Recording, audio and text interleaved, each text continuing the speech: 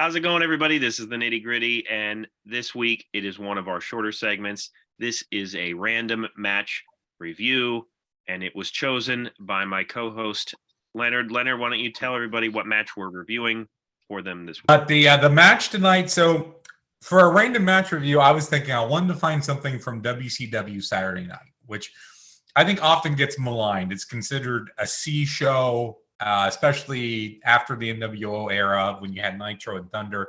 And I always loved Saturday Night. And I kind of looked at some lists, some of the best matches, and this one came up, and it really intrigued me on paper because it seems like a styles clash, and it actually wound up being a pretty good match, even though it was under 10 minutes. And it's Lex Luger versus Lord Steven Regal, who would go on to be William Regal in the WWE. For the WCW World Television's title, Luger is the champion at this point. It was the main event of the show from August 31st of 1996.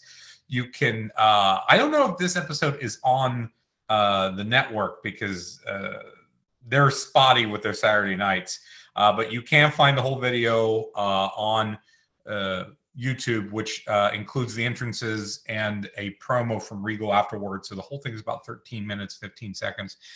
Regal has Jeeves with him, who I don't think was anybody. It was just the guy they were using.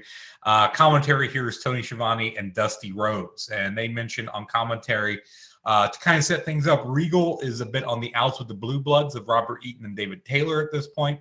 Luger is gearing up to be part of a War Games match with, I think, the next week on WCW side against the NWO.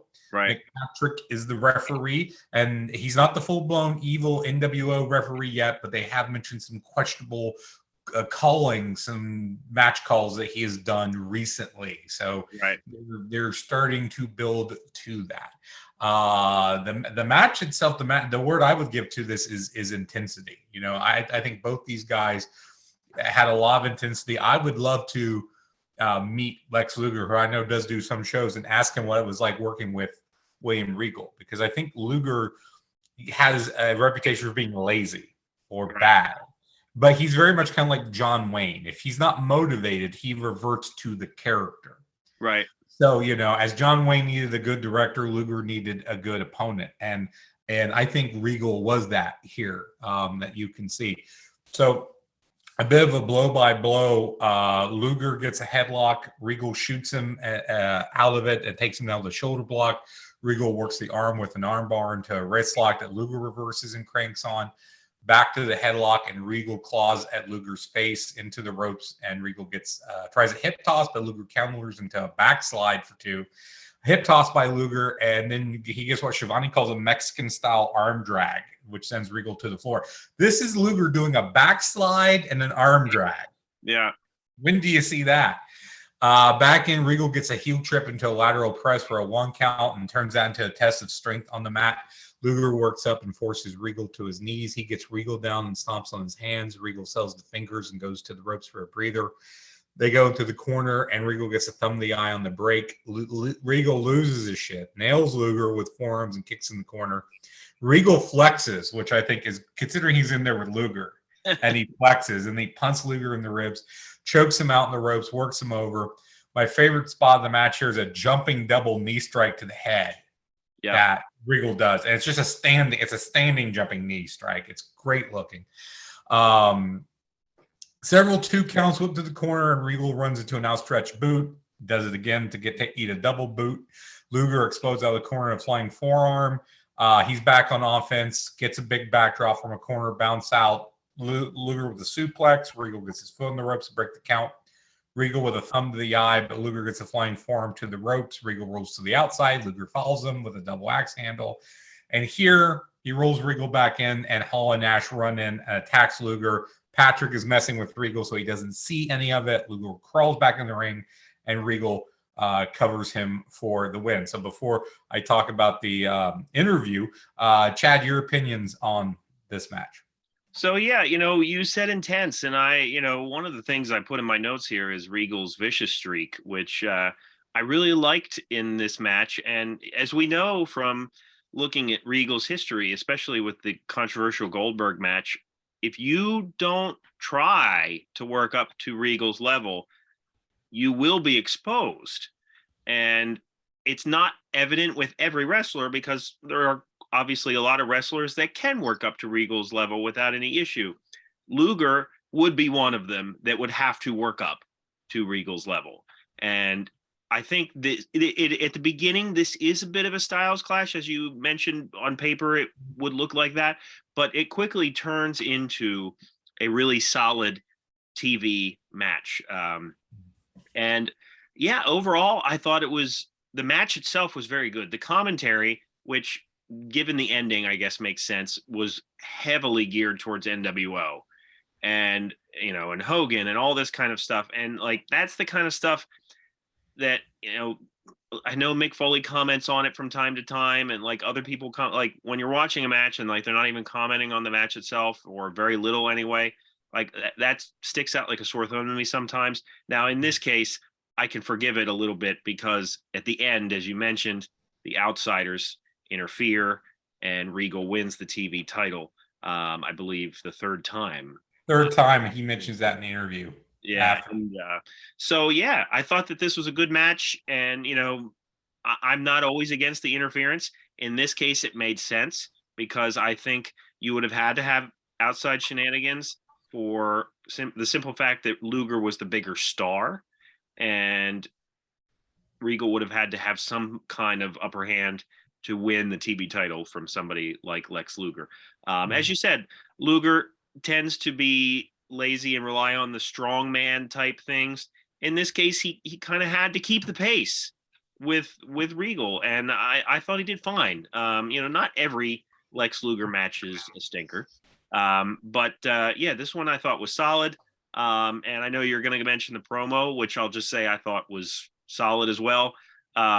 Regal is one of those guys that I think is only gaining more respect as he gets older. Mm-hmm. Whether it be for his NXT work or his AEW work, which is only a year, but still, and I think that will only continue.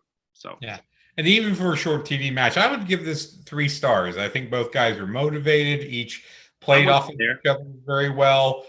Regal sold well for Luger, but I think Luger sold well for Regal when he was on offense. This was a pretty standard story of like the powerful baby face against the conniving heel, but you have 2 veterans that can tell that very well. So yeah, so the promo afterwards, it's Shivani interviews Regal, and he has this great line, which I love. I told Luger if he bounces those pecs around, I'd rip both of his shoulders out of the bloody sockets.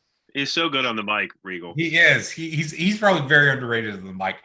So Shivani asks him about the interference. He says he has no idea what Shivani's talking about. And he says that Nick Patrick's a wonderful referee. But then something I thought was really, really interesting, and I didn't know about, was he said, he's going to do something no other man in WCW history has done. He said he's going to take the belt all over the world and defend it and not wait for people to come to him. And he's going to go to India, he's going to go to Japan, you name it, and the belt will be with him for as bloody well long as he wants it to. And I looked this up. I went to cagematches.com, and during this period, he did go to Japan and he did go to England, and he did defend the TV title a couple times outside of the US and outside of WCW shows. Yeah, so I don't know what really the impetus of that was, if that was something that they had talked about doing, if that's something he wanted to do. So I didn't really find anything about the background of that, but that was true. That I kind of thought maybe that was a line, so that's why I wanted to look it up. And I wonder if they even capitalized on it from a publicity standpoint. Knowing WCW, I doubt it. It might have gotten a fleeting mention, but. Yeah, I don't ever remember that. If they didn't make a big deal about it because I probably would have remembered it, But I don't think they need. I know one of the matches, one of them in England, I believe, was against Robbie Brookside, and I don't remember who some of the other ones were against. But it was 2 or 3 outside of the U.S. But I thought that was very interesting. So yeah, this was again a completely random match. I just wanted to look at something from Saturday night. This was on a list, and it intrigued me, the matchup. And as we've said, for a TV match on Saturday night, this was really good, and it did help to play in the storylines because again, you put the TV belt back on Regal. I think they wanted to get the belt off of Luger so he could more engage with the NWO because they're not going to be screwing around over the TV title. And of course, Luger would eventually be positioned as one of the guys who would be the strongest against the NWO and take the world title off of Hogan and all that. So. Right, and that War Games match was probably one of the worst. In case yes, anyone wants to know. But yeah, I mean, I'm almost curious to look at some of the other WCW Saturday Night matches that are on the list you talked about. But yeah, absolutely, this was a good match to look at. Definitely two different wrestlers. So let us know if you decide to watch it, and feel free to comment your thoughts. Check out our full-length episodes and our segment surgery videos and our stupid question videos. We are also on Apple Podcasts and Spotify. For Leonard, my name is Chad, and we will see you next time.